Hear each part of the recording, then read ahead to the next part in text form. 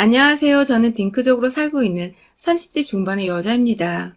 저희 부부는 말 그대로 아이를 가지지 않은 채 온전히 둘이서만 2인 가정으로 살아가고 있어요. 둘 사이에 아이는 없지만 이게 다 합의된 것이고 4살 연상의 남편과 저는 여전히 아이만 없을 뿐 연애할 때처럼 서로 많이 아끼고 사랑도 하고 때로는 친구처럼 정말 다정하고 찐하게 친히 지내는 사이입니다.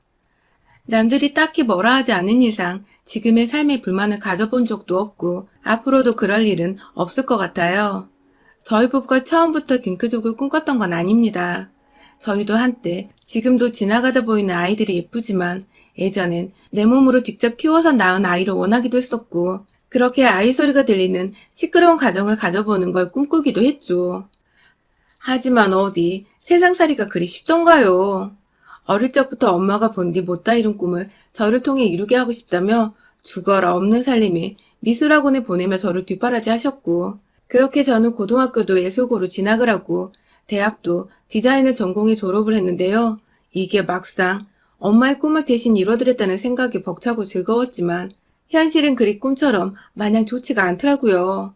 취업을 하기도 힘들고 한번 취업을 해도 열정페이를 바라는 욕 나오는 회사들은 또 어찌나 많던지 이게 내 밥벌이로 가당키나 할까 싶었던 순간들이 여럿 있었지만 딱히 다른 것을 잘하는 것도 아니었던 저는 어쩌다 보니 울며 겨자 먹기로 제 전공을 살려 디자인 업계에서 박봉으로 하루살이처럼 매일매일 살고 있었습니다. 그러다 보니 저 하나 챙기는 일이 세상에서 가장 소중해졌어요. 매일같이 회사에서는 상사한테 죽어라 뜯겼고 그렇게 퇴근을 하고 집에 오면 힘들어서 풀이 죽어있는 절 보며 엄마는 또 엄마라고 하소연을 하며 잔소리를 하시니 여기저기서 사람들 말 때문에 제 귀가 막 썩어 들어가는 기분까지 들었습니다. 당장에 독립은 하고 싶은데 또 그럴 만한 금전적인 여유가 없어 실행에 옮기지도 못하고 저는 제 20대를 거의 이런 식으로 매일 전쟁을 치르듯 우울하고 답도 없는 인생 마냥 살았어요. 딱 그렇게 확 아무도 모르게 거품처럼 세상에서 사라져버렸으면 좋겠다 싶던 때에 지금의 남편을 만났습니다. 제가 퇴근을 하고도 집에 들어가기 싫다는 이유로 자주 동네에 있던 구리 도서관을 이용했었는데요. 거기서 저같이 직장인인 듯 양복을 입은 딱 한 사람이 더 있었는데 그게 바로 저희 남편이었어요.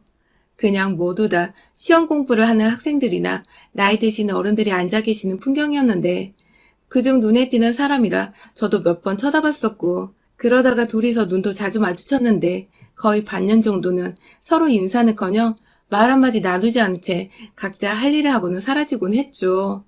저는 저대로 하루 종일 회사에서 지쳐버린 마음을 책으로 위로하고 있었고 나중에서야 연애를 하며 알게 된 건데 남편은 당시 회사를 다니면서 퇴근 후에 자격증 준비를 하고 있었다 하더라고요. 그렇게 저희는 공통분모도 없고 그냥 각자 할 일을 하려고 구립 도서관에 왔다가 6개월 정도 안면을 튼 후에야 제가 먼저 대시하면서 처음으로 대화란 걸 나눠봤습니다. 딱히 이 사람을 꼬셔야겠다는 마음은 아니었어요. 그냥 정말로 이 사람이 뭐라는 사람인지가 궁금했어요. 그래서 그냥 도서관에 갈 때마다 남편도 와 있을라나 하는 은연중에 궁금증이 생기곤 했고 오래 보다 보니까 꼭 아는 사람이었던 것처럼 어느 순간부터 친근감이 느껴지기도 했어요. 그러다 보니 자연스레 말도 걸고 싶었고 이왕이면 한 동네에서 서로 알고 지내는 오빠 동생 사이가 되어보고 싶기도 했어요. 전혀 이성으로의 호감에서 비롯된 생각이 아니었는데 왜인지 평소와는 달리 이 남자한테 말 걸어보고 다가갈 용기가 생겼던 것이었죠. 이에 대해선 지금까지도 제 성격을 모조리 파악한 남편조차 무슨 용기로 자기한테 먼저 말을 걸었던 거냐고 놀라할 만큼 저희에겐 화제거리랍니다. 아무튼 저는 먼저 말을 걸었을 뿐인데 기다렸다는 듯이 남편은 저와 함께 커피를 마시고 싶었다는 얘기지도 못한 말을 꺼낸 바람에 제가 잠시 얼굴이 붉혀지기도 했었고요. 그간 자신도 저를 보고 있었으며 정장을 입었는데 퇴근 후 독서를 하러 오는 건지 아니면 자신처럼 무언가 공부를 하고 있는 건지가 궁금했다며 속사포처럼 말을 쏟아내던 남편의 모습에 저는 이런 사람인 줄 몰랐다며 속으로 손사래를 치기도 했죠. 아, 정말 이 사람과는 동네 오빠 동생으로 지내면 정말 재밌겠다라는 생각으로 처음 말을 나누고서도 반년 정도는 정말 그렇게 친한 동네에 아는 사람으로만 지냈습니다. 가끔 퇴근 후에 도서관에서 만나게 되면 자판기 커피를 뽑아 먹으며 가벼운 수다를 떨기도 했고, 그러다가 시간이 맞으면 중간 지점에서 만나 가벼운 술잔을 기울이는 등 도서관 밖에서의 추억들도 하나씩 쌓아갔죠. 그렇게 얼굴을 알게 되었고 말을 나누게 된 지 딱 1년이 되던 해에 남편이 제게 연애를 하자는 수줍은 고백을 했고, 저는 딱히 고민할 것도 없이 당신이랑은 한 번쯤 연애를 해봐도 괜찮겠다는 무심한 대답과 함께 이 사람의 여자친구가 되었어요. 저희는 연애를 5년 정도 했습니다. 부담 없이 사귀게 된 커플치고는 연애를 꽤 오래 하고서 결혼까지 어찌 꼬리를 해버린 기적 같은 커플이었어요. 둘 다 각자의 가정이 그리 여유가 있는 편도 아니었고, 남편은 남편대로 직장에서 살아남겠다고 이것저것 자격증 공부에 승진시험 준비로 늘 바쁘던 사람이었죠. 저는 또 저대로 당장의 경제적인 여유조차 없는데 무작정 결혼을 해버리면 진짜로 저 개인한테 쓸 수 있는 돈은 앞으로 평생 없을 수도 있겠다는 생각이 들어서 은연중에 결혼만큼은 피하고 싶었습니다. 제 눈에도 남편이 그리 여유가 있어 보이질 않았기 때문에 기대고 싶다는 생각은 애초에 할 수가 없었죠. 하지만 저희가 연애를 길게 하는 동안 그래도 하나 얻은 것이 있다면 서로에 대한 신뢰의 마음이었습니다. 무슨 일이 있더라도 내 옆에 있어줄 사람이란 생각은 늘 변함없이 들었죠. 각자가 서로의 집에서 힘들어하던 터에 둘이서 만나면 뭐가 그리 즐거운지 늘 조금씩 숨이 트이는 기분이었어요. 이대로라면 식구를 늘리고 말고의 문제를 고민하기 전에 딱 둘이서 단촐한 가정을 이루고 평생 살아도 좋겠다는 마음이 서서히 들어버렸죠. 그러다가 여유가 생기면 아이를 가지면 그만이었고요. 그렇게 어쩌다가 없는 사정 쪼개서 결혼까지 했는데 살림이 나아지기는커녕 어째 전보다 더 바쁘게 살게 된 것 같았어요. 똑같이 퇴근 후에도 늘 무언가를 하면서 불확실한 미래를 준비하는데 정신이 없었고, 하나에서 둘로 식구가 늘어나니 자연스레 둘이서 번갈아가며 살림살이를 도맡아 하고 정리를 해야 했어요. 돈을 모으다 보니 이대로면 자식을 낳아도 애 키우는데 쓰일 돈을 감당하기 힘들겠다 싶은 것이 점점 아이를 낳는 것도 부담스러워졌고, 그러다 보니 결국 저희는 요즘 젊은 사람들 중에 많이 생긴다는 그 딩크족이 되어버렸습니다. 아이를 안 가지겠다고 작정을 하고 주변 가족들에게 선전포고를 했어요. 사실 그간 경제적인 도움 1도 주지 않으면서 아이는 언제 가질 거냐고, 아이가 있어야 진정한 부부라는 등의 참견을 하는 주변 어른들이 정말 많으셨는데요. 이게 저한테는 말 못할 스트레스였는데, 딩크족을 선포하면서는 다소 기가 막히다는 듯 저를 외계인 마냥 이해하지 못하겠다며 반항하는 분들이 대부분이었지만, 어찌되었든 아이를 낳으라는 소리는 쏙 들어가 버렸죠. 다만 그중 딱 한 사람은 정말 한결같았습니다. 저희 시어머니 말입니다. 연애를 1, 2년도 아닌 5년이나 했던 터라 어쩌다 보니 시어머니와도 결혼 전부터 얼굴을 트고 지냈습니다. 게다가 한 동네에 살다 보니 의도치 않게 오다 가다 만나게 되는 일들도 빈번했었고요. 친정엄마를 도와서 장을 몇 번 보러 간 적도 있었는데 어쩌다 시어머니를 마주치게 되면 어머니는 꼭 저한테 "너 같은 딸이 있었으면 좋겠어" 하면서 제 팔짱을 낀 채 절 너무 사랑스럽다는 식으로 바라봐 주셨어요. 아들이 둘 있는 분이셔서 그런지 정말 혼자 매번 장을 보러 다니시는 게 그럴 수도 있으시겠다 싶었죠. 그렇다고 제가 진짜로 시어머니 딸이 되어줄 건 아니었기에 대충 애두르며 "아, 감사합니다" 하면서 말을 흐리고는 넘겼습니다. 그런데 결혼을 하고 나니 시어머니의 저를 향한 관심이 부쩍이나 늘어났어요. 결혼식장에서부터 "너가 결국 내 딸이 될 줄 알았어" 라는 아찔한 소리를 하신 것과 동시에 결혼 후에 지금까지 매일같이 저를 불러대시는데 제가 아주 제명에 못 살 정도라니까요. 결혼 초에 다른 집들처럼 아주 뻔한 스토리로 시어머니 짓을 하셨어요. 딸 같아서 예쁜데 전화를 자주 안 해서 속이 상한다며 전화를 좀 자주 하라는 훈계로 몇 번씩이나 출근해서 바빠 죽겠는데 전화를 하곤 하셨죠. 왜 내 엄마도 아닌데 남편이 아닌 며느리인 내가 먼저 나서서 연락을 드려야 하나 싶어서 처음에는 빈정이 상하기도 했지만 제가 아랫사람이니 이왕이면 먼저 연락을 드리고 문제를 삼지마자는 마음으로 몇 년간 안부 인사도 꼬박꼬박 챙겨드렸고요. 그러다가 빈도수가 낮다고 하도 보채고 신경질 내시는 바람에 제가 결국 뚜껑이 열려서는 "그 안부 어머님 아들한테 앞으로 하라고 할게요" 하고 전화를 딱 끊었죠. 그날 남편을 붙잡아 한바탕 화를 내면서 네 부모는 네가 챙기고 내 부모는 내가 챙기자고. 각자 효도는 알아서 하자고 딱 선을 그어버렸고 제 말에 동의한 남편이 그 다음날부터 시어머니께 정말 안부 전화를 드렸는데 우리 시어머니는 몇 년간 저한테 안부 전화를 받아놓으시고는 남편의 전화는 딱 하루 받아놓고는 이제부터 아들 힘들 거라며 그만 전화를 하라고 했다더군요. 네. 그러니까 그 몇 년간 안부 전화 타령을 해대며 저를 닥달하셨던 시어머니는 저를 길들이시려고 반기지도 않으면서 제 전화를 매일같이 기다렸었던 것입니다. 알고는 있었지만 이렇게 단번에 자기 아들 안부 전화는 그만해도 된다고 정리를 하시는 시어머니를 보니 열이 받을 때도 받았지만 애써 쓰는 숨을 쥐어 보이며 참았죠. 해마다 김장철이 되면 김장한다고 불러내는 것도 당연한 일이었고요. 같은 직장인이고 같이 돈 모아서 밥 먹고 사는 부부인데 자기 아들은 힘드니까 아들한테는 말하지 말고 혼자 오라는 경우도 다반사였어요. 그 소리를 옆에서 남편이 듣고는 어떻게 그러냐고 본인이 자처해서 저를 따라 쫄래쫄래 시댁에 갔더니 시어머니는 그걸 또 보고서 왜 자기 말을 잘 안 듣냐고 저한테 따져 물으시곤 하셨죠. 그래서 제가 저도 직장을 다니고 저도 힘든데 왜 어머님 아들만 힘드실 거라고 생각을 하냐며 식구들 다 김장하고 있는 그 자리에서 폭탄 선언을 하듯 말을 꺼내니 어머님은 동네 어머님들 사이에서 눈치가 보이셨는지 그제서야 내가 언제 그랬어? 네 생각도 했지. 하며 괜히 어색한 웃음을 지어 보이곤 하셨어요. 그 후로도 제가 꾸준히 남편을 데리고 김장하러 가고 남편도 김장하며 오히려 저보다 곱절로 배추를 더 열심히 담그는 바람에 시어머니가 아들 몸 상한다고 또 그만 부르기 시작하셨고요. 그리고 가장 할 말이 많은 제사. 시집을 가니 이제 저는 자신한테 딸이나 다름없다면서 내 딸이 조상한테 정성스레 제사를 지내주면 다들 너무 좋아하실 거라고 제 손을 꼭 잡고는 단둘이서만 부엌으로 들어가시더라고요. 이 집안 남자들, 그러니까 진짜 그날 제사를 지낸 조상들의 후손들은 밖에 가만히 내버려두고 말입니다. 결혼을 이런 관례들과 며느리로서 여자가 당연스레 해야 하는 일들을 감당해내기 싫어서 결혼이 싫기도 했었던 건데 아니나 다를까 결혼을 하고 나니 이런 자질구레한 노동까지 강요를 받게 되더라고요. 결혼하고 첫 해부터 이 결혼이 진짜 맞았던 걸까? 하면서 괜한 의구심도 들고 별의별 생각도 다 드는데 그때 또 혜성처럼 우리 남편이 나타났어요.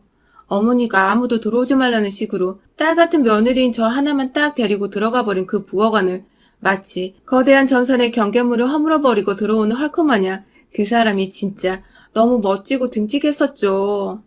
남편은 부엌으로 들어오자마자 일거리들을 한눈으로 쫙 스캔을 하고서는 이걸 어떻게 여자 둘이서 해결하려고 하냐며 저를 보며 은연중에 귀여운 윙크를 날리곤 자기가 두 팔을 걷어 본격적으로 일을 시작하더라고요.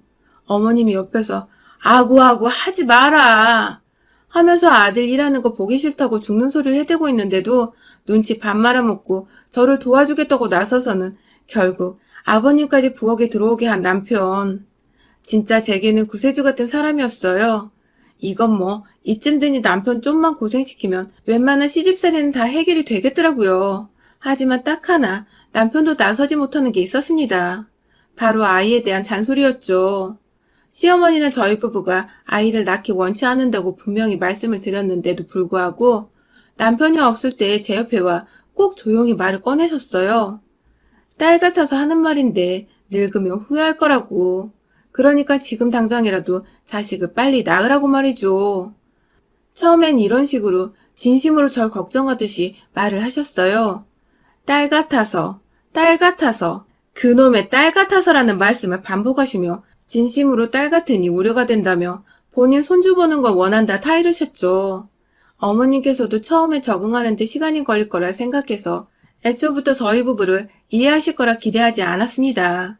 그래서 시간을 갖고 천천히 어른들을 설득하려고 했죠.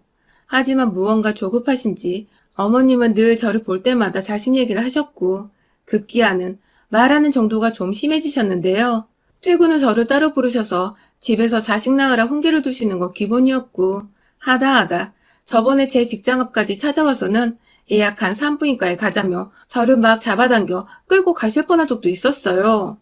제가 아이를 안 가지는 게 아니라 못 가지는 건 아니냐면서 연기하는 거면 우리 집안에서 너 당장 쫓아나겠다는 별 상상의 나래를 펼치시며 절 데려가시는데 옆에서 보고 있던 직장 동료들이 그 모습에 기겁을 하고서는 경찰을 부르겠다고 막아서는 바람에 어머님이 뒤늦게야 정신 차리고 혼자 주랭랑 치듯 도망가신 적이 있었습니다. 뭔지 몰라도 우리 시어머니가 절대로 예의 바르거나 교양 있고 정상적인 사람이 아니라는 걸 알 수 있었던 대목이었죠. 그러다가 최근에 지난번 회사 앞 난동 이후 처음으로 제게 연락이 오신 시어머니는 오랜만에 맛있는 걸 해주고 싶다면서 저를 집으로 부르셨어요. 지난번 일에 대해 사과를 하고 싶기도 하니 저 혼자 오라면서 집으로 부르시길래 너무 찜찜해서 남편을 불러 함께 퇴근을 한 후 시댁에 찾아갔어요. 그런데 정작 시댁에 가보니 밥은 개뿔. 가스레인지 위에 끓고 있는 국 하나조차 없었고 시어머니는 제 옆에 남편이 함께 온 곳을 보고는 무지하게 당황하시더라고요. 남편은 또 눈치 없이 엄마, 왜 밥 해준다고 불렀는데 집에 요리한 게 없어? 라고 무의식 중에 말을 꺼냈고 시어머니는 눈만 동그랗게 뜨고 있다가 처음부터 배달 음식을 시켜 먹으려고 했다며 뒤늦게야 배달 전단지를 막 뒤지기 시작하셨어요. 결국 누가 요즘 전단지를 배달을 시키냐며 남편이 나서서는 어플로 직접 마라탕을 주문했고요. 요즘 날이 많이 추워졌다고 남편이 며칠 동안 마라탕 먹고 싶다는 소리를 입에 달고 살았거든요. 그렇게 졸지에 며느리를 훈계하려고 또 불러냈다가 아들까지 딸려오고 아들 돈을 써서 마라탕까지 시켜 먹게 된 어머님은 또 속이 말이 아니셨는지 얼굴이 뚱해 계셨습니다. 이번에 사과하시면 제대로 받아주려 했는데 여전히 똑같은 어머님의 모습에 저도 괜히 더 열이 받고 동시에 통쾌하며 시아버님과 요즘 일 얘기, 사는 얘기 등을 꺼내며 아버님과의 대화에 집중을 했습니다. 그러다가 제가 화장실을 가려고 잠시 자리에서 일어났어요. 그런데 뒤에서 누가 절 따라 일어서는 게 느껴져 뒤로 돌아보니 어머님이시더라고요. 그리고는 저를 쫄래쫄래 따라와 결국 화장실 앞에까지 가서야 절 급히 옆에 있던 작은 방으로 데리고 들어가신 시어머니.